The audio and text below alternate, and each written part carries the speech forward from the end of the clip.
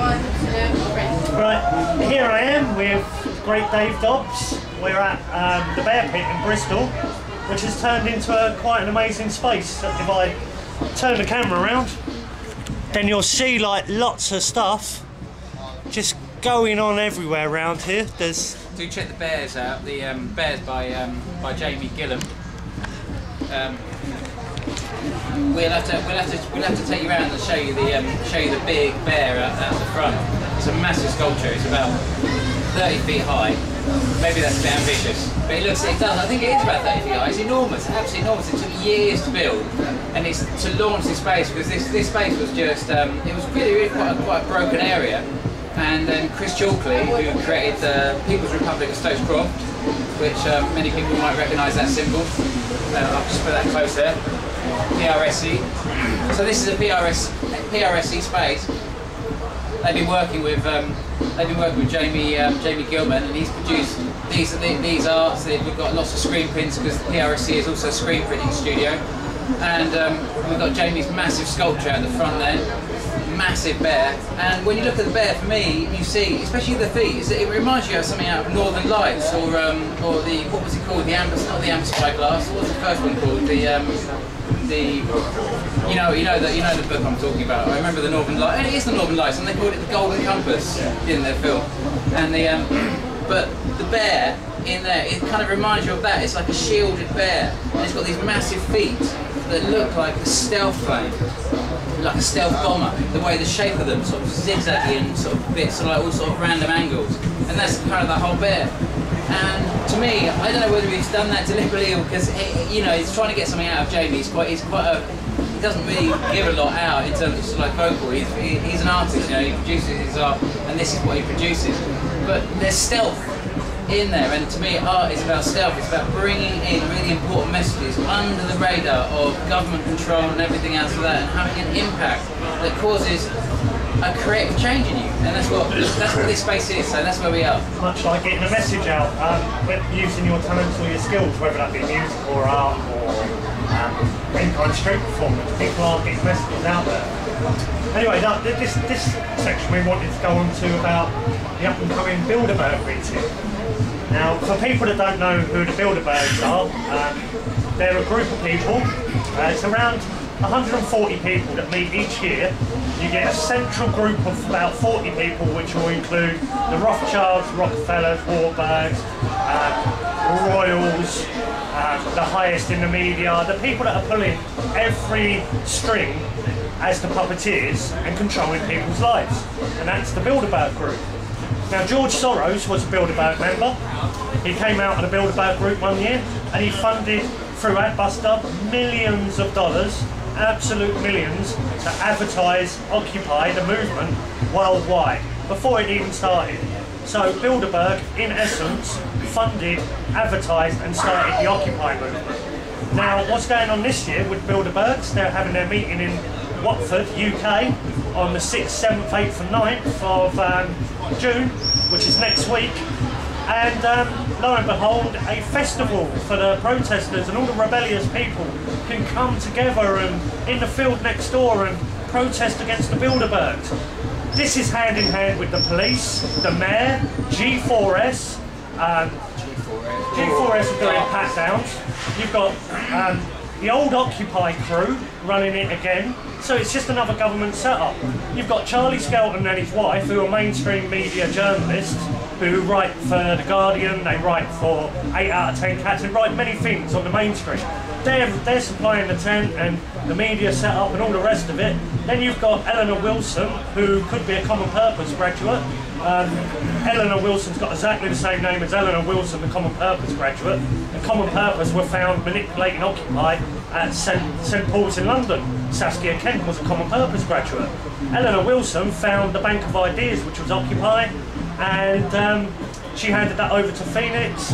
We found out that was a registered limited corporation set up in 2009. So Occupy was clearly a setup over 3 years ago. So we exposed it all, and now Eleanor's running a festival for the Bilderberg protest. It's like, I said to him online, it's nothing more than to control protesters. If you can control the revolution, you can control the rebels, The people that are following the people that have created it, the people that have created it don't have to do anything. They pull the strings, much like the bankers. They don't do anything. They create it, pull the strings. Everybody else follows and uses it. People perceive that they have to use money or they can't live. That's how much of a great tie they've got on people. But because people are waking up en masse, hugely, worldwide, they want to control the rebellion. I mean, I hear what you're saying there. Because, I mean, my experience with Occupy is like any other protest. It's a lot of people that often come along, they don't always know about. Like the first time I went to a protest, I used to go to all the Reclaim the Streets and the anti-capitalist demos and sort of like, and then it fragmented.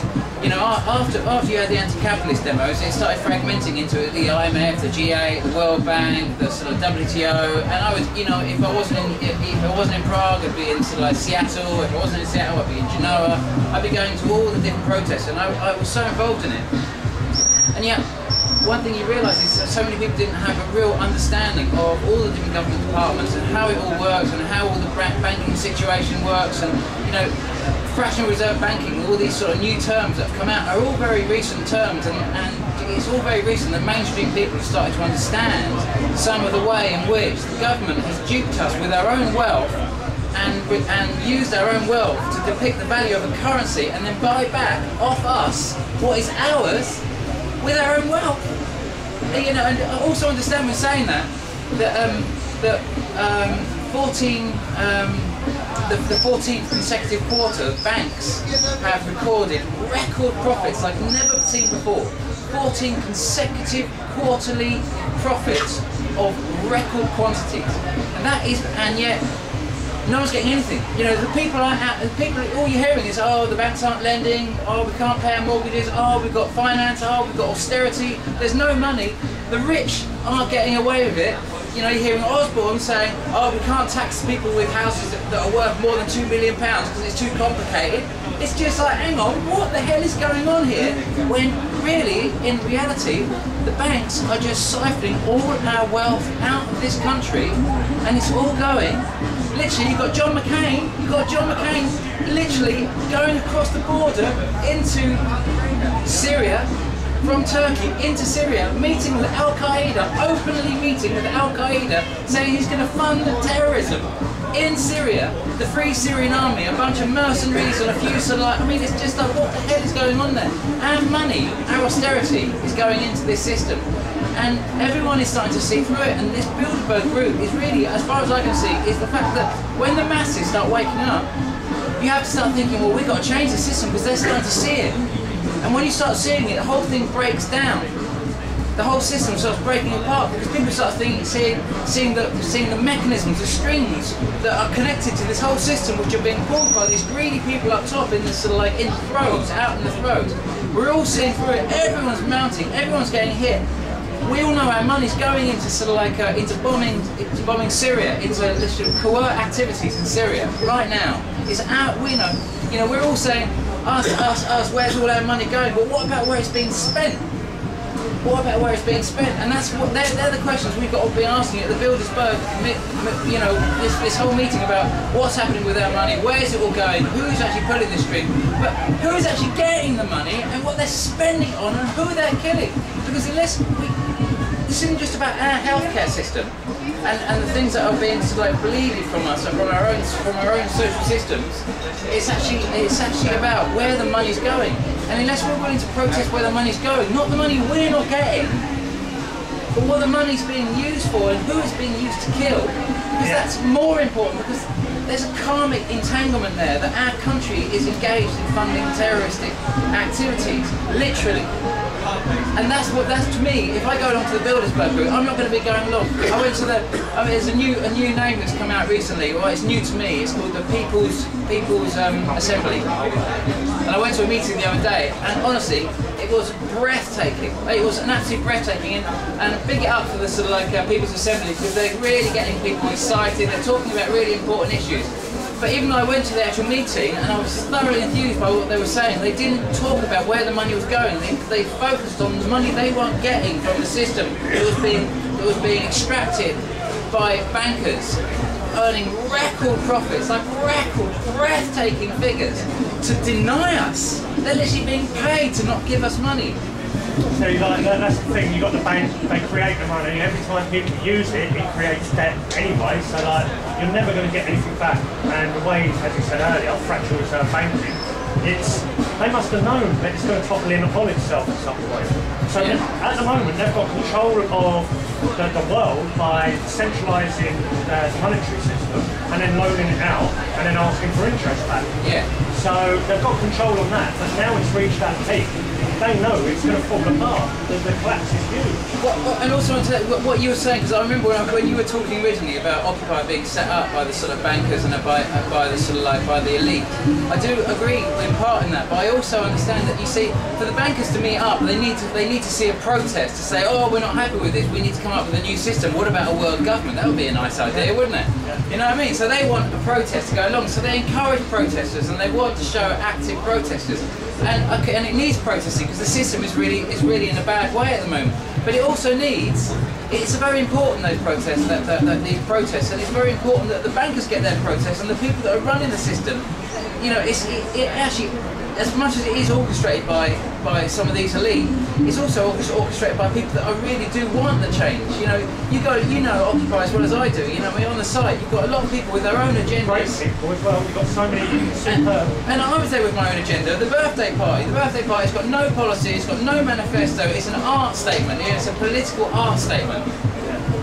But it can't have any policies. It's not, you know, it's focusing on the party, not on the politics. Because I just think that if we can bring colour and involvement, but still, just because we're saying that there's elements that were very much controlled by the bankers. Don't stop doing anything.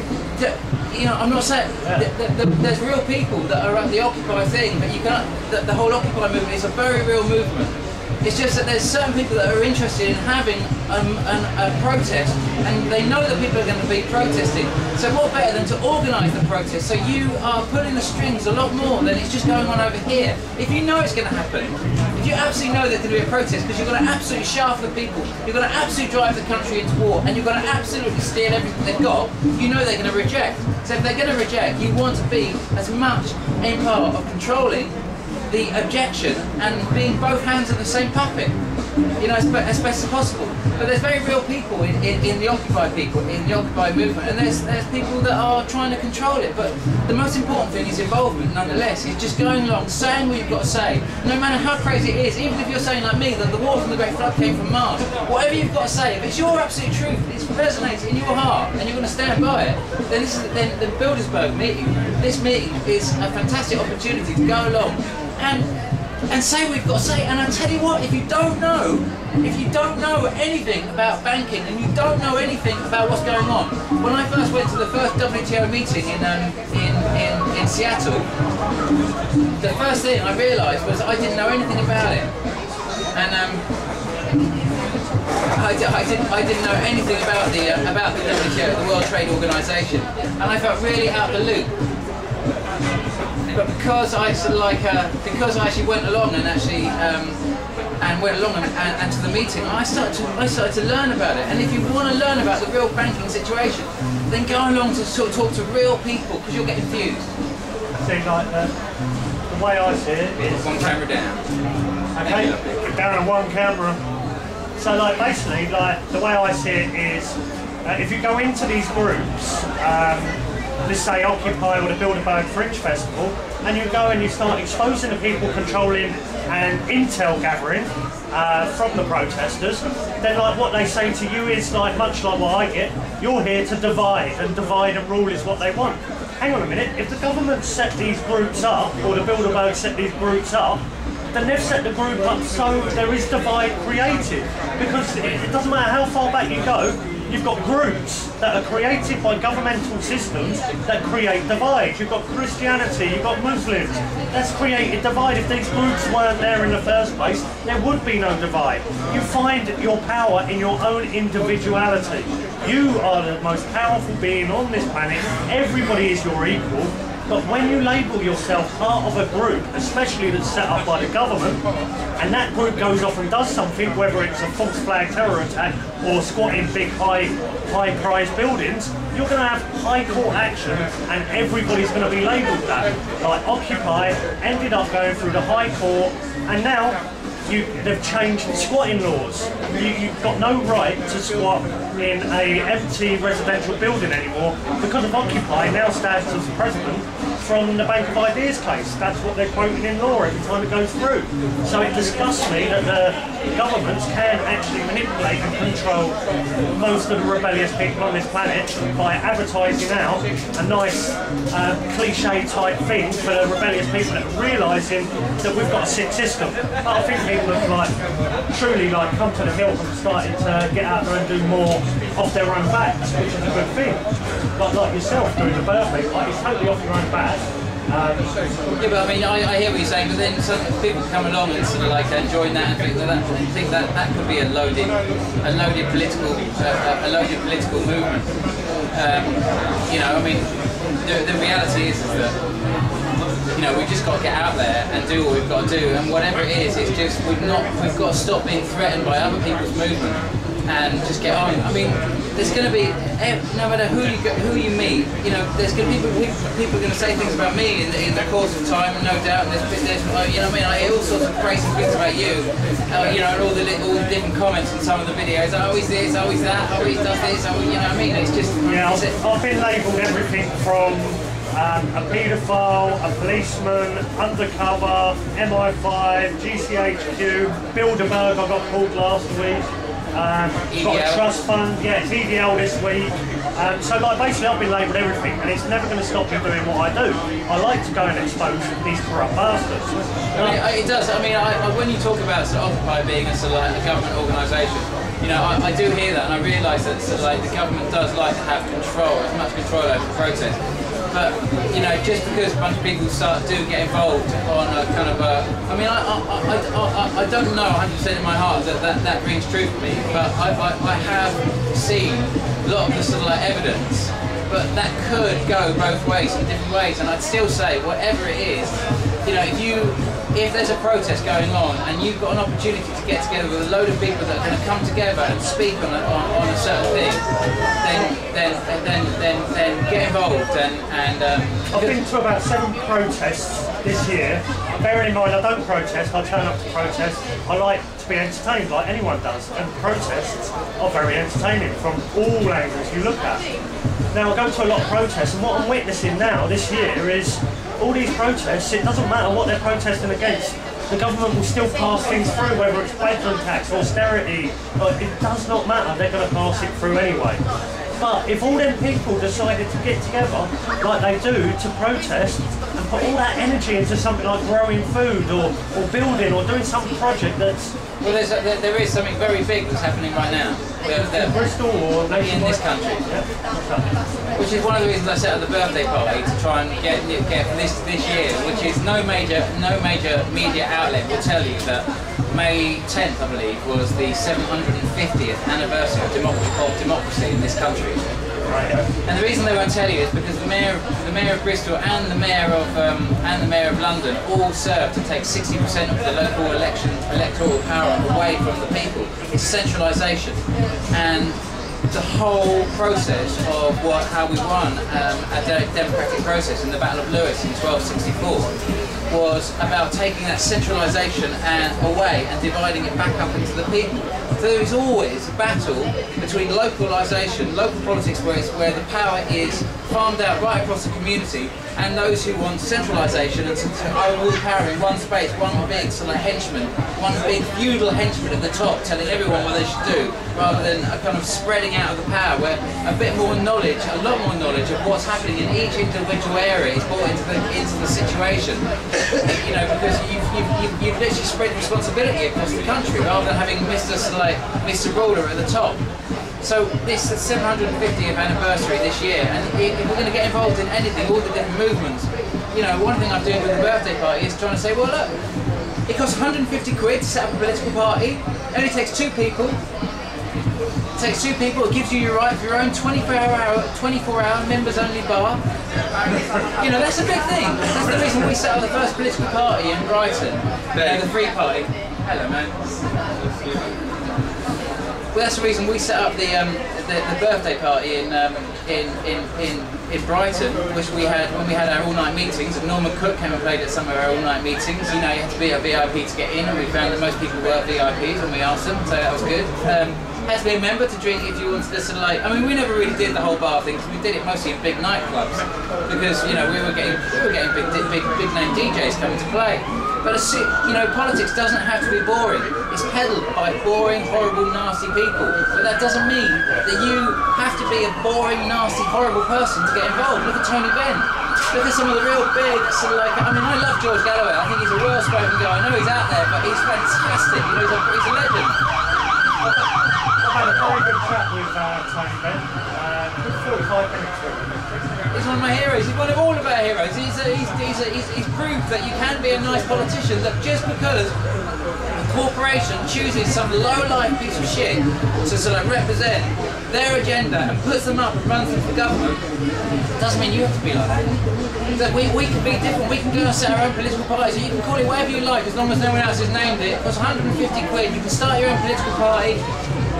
You can have a load of fun. You can get involved. It's not about winning. It's about getting involved. And if you get involved and bring some colour, you are standing on the platform, the same platform that these horrible, nasty people are using to take the power away. It's all done through electoral power. It's all done legally. And you can stand on the same platform. I rolled up in Bristol and I ran for mayor. People said, how can you run for mayor of Bristol and you're not even from Bristol? And I said, easily. I said, how come you're not doing it? How come you're not doing it? They're like, I can't just do it. And I said, well, what if I can do it? Why can't you do it? Hang on a minute. Well, how can a Scotsman who's part of the Scottish Rite be Prime Minister? Gordon Brown? Do you know what I mean? It's like, you've got to get involved. You can walk in and get involved. It's very easy to get involved. You don't even need to be. You don't even have to have an address to get on the electoral roll, so you can get involved in your political system. You can be of no fixed abode, and then that means the bailiffs can't track you. You know, because many people use everything to try and stop you getting involved in the political system, because they realise that once you get involved in the political system, they're going to try and bore you out of the arena and do everything. They're going to run it like an old lady's bingo hall. And if they really wanted people to vote, they'd run it like X Factor or something like that. so do you think people should get more political then? Well, everything you do is political, actually. Everything. If you ever see a film called I can't remember the director, but it was a film called The Fixer, which was set in Russia about this guy who gets locked up and blamed. He was a Jew that got blamed for the murder of this child, and he gets put in prison. And he didn't believe it was political, and through his process of being tortured in prison. And all he had to do was admit that he killed this child, and he would get a complete and utter non-guilty from the Tsar.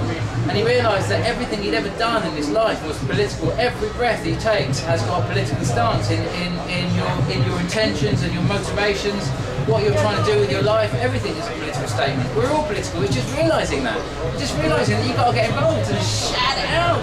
Just bring some colour into the system, because they're absolutely ripping the piss out of us all at the moment, just because we believe. It's funny you say that, because I've always said to myself, like, I don't see myself as political. And the reason I say that is because if half of these douchebags that wear the £5 suits that go into that big paedophilic building in Parliament walk past me in the street, I wouldn't know who they are. Oh, you know what I mean? They'd walk straight past me. I would not have a clue, so I consider myself not being political. But on the other hand, I have been seen to be very political.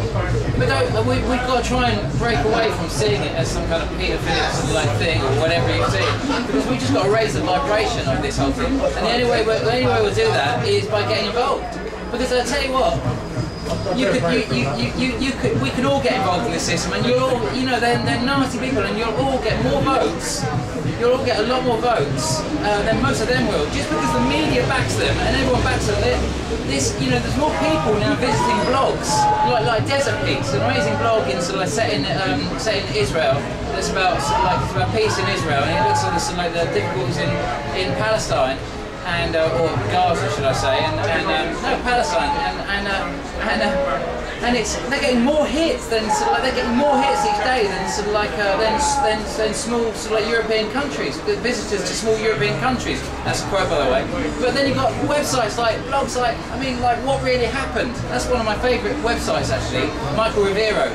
Incredible man, incredible research, absolutely dedicated to peace.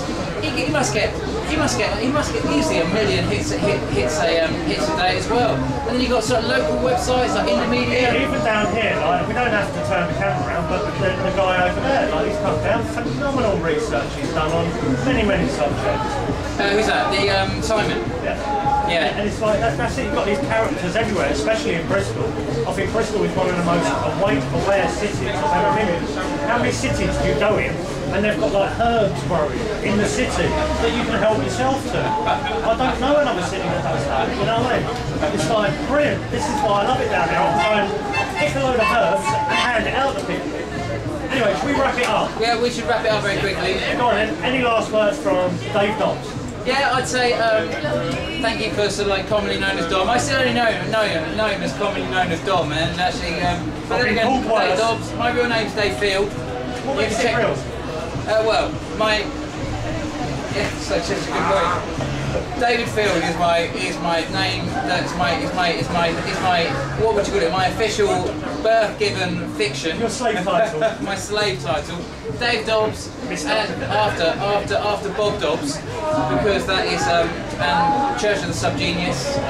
That's where I get the name Dave Dobbs. And yeah, just thanks for coming down, and thanks for coming down the Bear Pit, and thanks for bringing some of your energy. And I just think you should keep on doing what you're doing. Don't believe any of the spin about him as well, and no, just don't add believe your comments. anything. Don't believe anything. Actually, Don't give us believe a day, anything. our daily faith, and lead us, dear God, from belief. Aldous Huxley Island. Come out of the belief. Come out of the belief. You don't need to believe in anything. It's just a thought control mechanism that's just dying away in the back of your mind. Stop believing and start knowing. Exactly.